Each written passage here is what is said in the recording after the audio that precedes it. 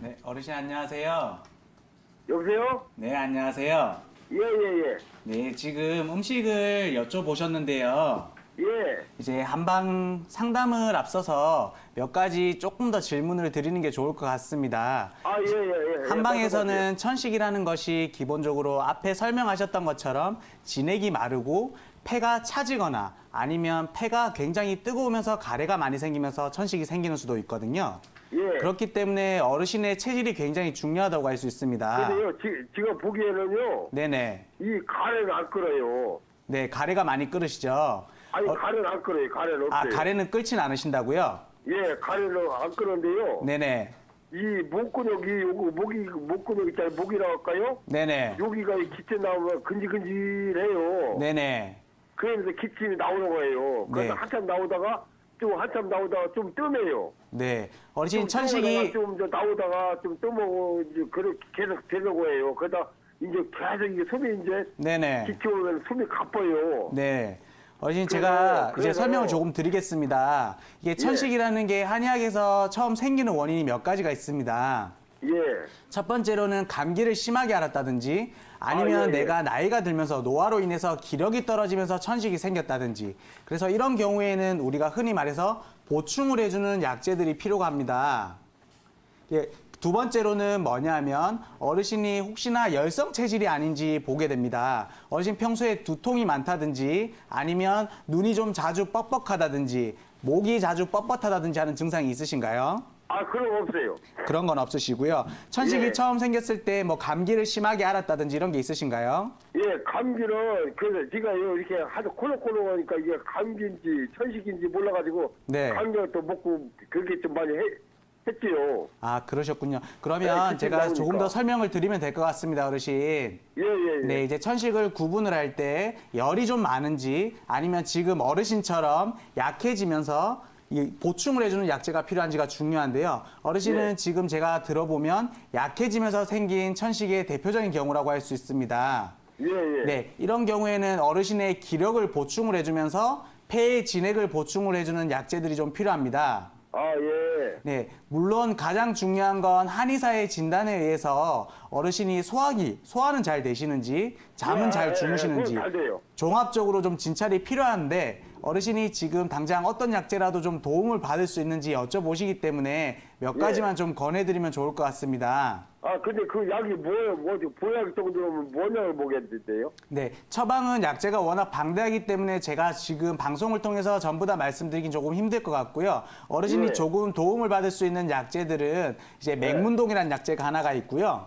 뭐요? 맹문동이라는 약재가 있습니다. 아, 그리고 맹문동. 하나 더는 어르신 많이 들어보셨던 구기자, 이제 편하게 접할 수 있는 구기자 같은 약재들도 좀 도움을 받을 수 있습니다. 근데 한 가지 주의할 점은 아까 방금 설명드린 것처럼 종합적인 진찰이 필요하니까 근처에 한의원에 내원하셔가지고 방금 설명드린 것처럼 소화나 대변, 수면 이런 종합적인 진찰을 통해서 처방을 받게 되시면 더욱 더 좋아지실 거라고 믿습니다. 젊은 여성에게 있어 손목 때문에 통증이 나오는 경우는 굉장히 쉽게 볼 수가 있는데요. 이 손목 통증을 잡을 때는 접근이 두 가지 정도가 필요합니다. 첫 번째는 이제 주변에 근육 조직이 많이 약해져 있지는 않은지 아니면 지금 의뢰해 주신 환자분처럼 찌릿찌릿하게 신경이 압박되어서 나타나는 소견이 있지는 않은지 이런 감별이 필요한데요. 보통 38세 여성분이면 일단 첫 번째로 제가 이제 여쭤보고 싶은 건 이제 혹시나 출산을 하셨는지 여쭤보고 싶은데요. 출산을 하신 경우라고 한다면 이후에 인대가 자연스럽게 약화가 되면서 손목, 특히나 다른 부위, 다른 관절보다 빨리 퇴행이라든지 약화가 올 수 있는 부위이기 때문에 혹시나 출산이 이루어졌다고 한다면 거기에 맞게 적절한 치료가 또 필요할 것 같고요. 그리고 손목이라는 부위는 아무래도 우리가 손을 자주 쓰다 보니까 이 자주 쓰는 부위인 만큼 통증이 좋아지고 나서도 다시 재발하는 경우가 굉장히 많습니다. 그래서 혹시나 컴퓨터를 많이 하면서 키보드를 많이 치시는 분들 같은 경우에는 이렇게 손목이 꺾이지는 않는지 그래서 손목 보호대를 하신다든지 이런 생활 습관적으로도 개선이 필요하다고 보입니다. 갱년기를 제2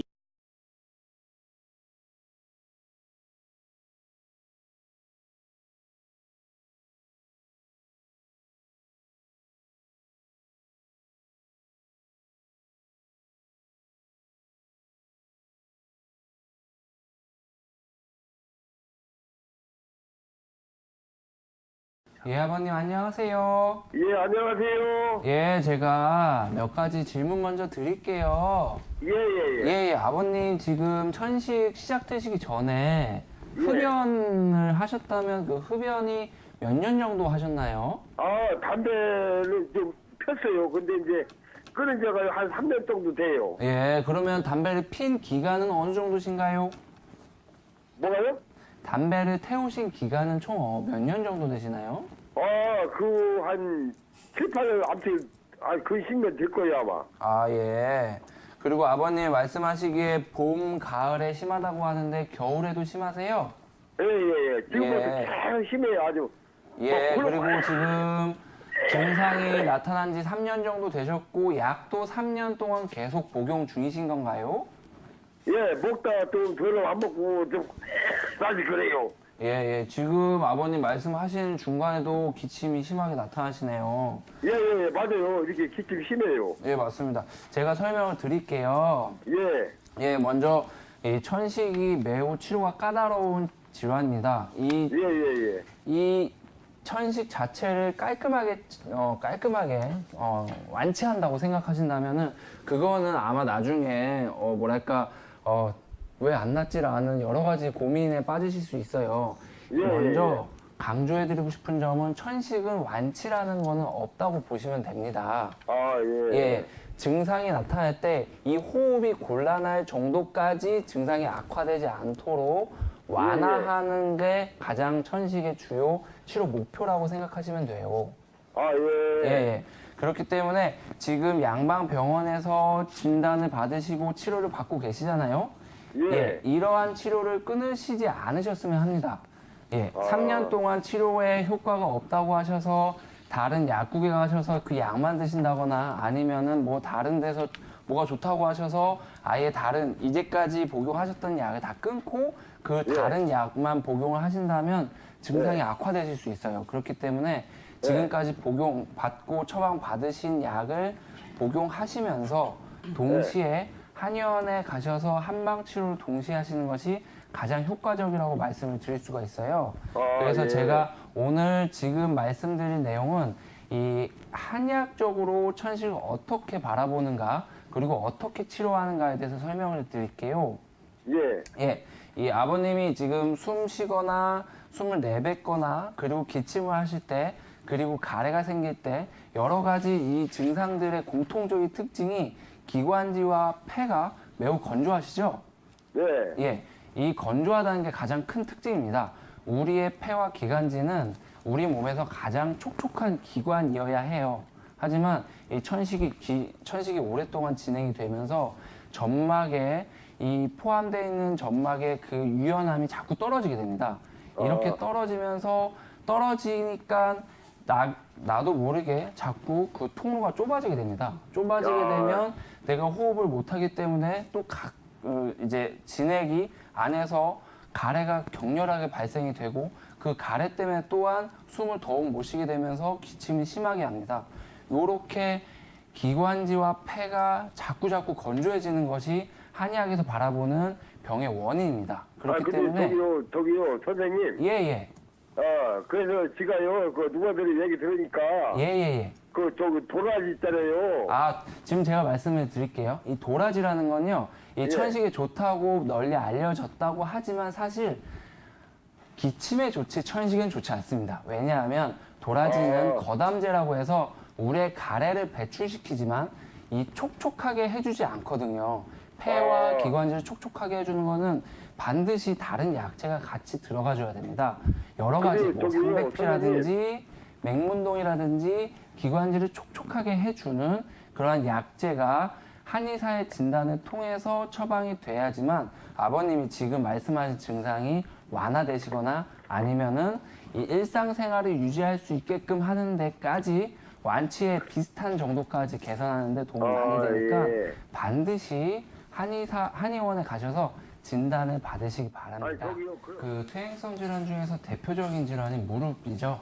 무릎에서 이 가장 몸의 무게를 가장 많이 실리면서 점차 연골이 소모되면서 그 소모된 연골로 인해서 좁아진 간격으로 인해서 염증이 생기고 그로 인해서 통증이 발생하는 것이 퇴행성 관절염인데요.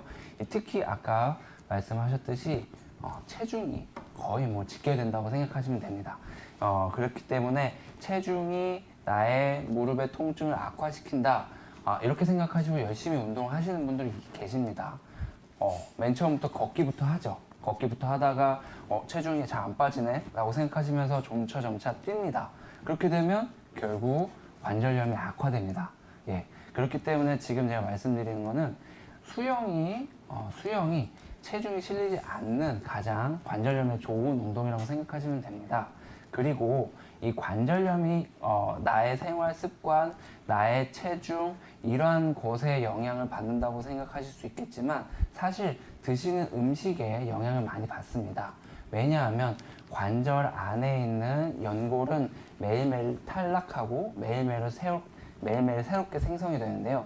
이렇게 생성이 되는 것들이 다 내가 먹은 음식이 소화가 되고 그게 변환이 돼서 생기는 그런 조직이기 때문에 하루하루 내가 음식을 어떻게 먹냐에 따라서 증상이 확 바뀌진 않지만 그게 쌓이다 보면은 내가 어떻게 먹냐가 곧 증상을 악화시킬 수 있기 때문에 인스턴트 음식, 튀김 음식, 밀가루 음식 이런 걸 최대한 줄이셔야 됩니다. 그리고 아보카도 같은 이제 식물성이지만 안에 기름이 많이 함유되어 있어서 이 관절 안에서 윤활액을 많이 풍부하게 흡수하고 생산할 수 있게끔 하는 음식들이 매우 도움이 되니까 아보카도 같은 그리고 토마토, 파프리카 이런 음식들을 많이 드시는 게 좋고요. 그리고 아까 말씀드렸듯이 수영 운동은 꼭 필요합니다. 네, 지금 김동원 원장님이 말씀하신 부분은 양릉철이라는 경락 어떤 한 줄기가 이 단경이라는 거고요. 이 단경 중에 양릉천이 이제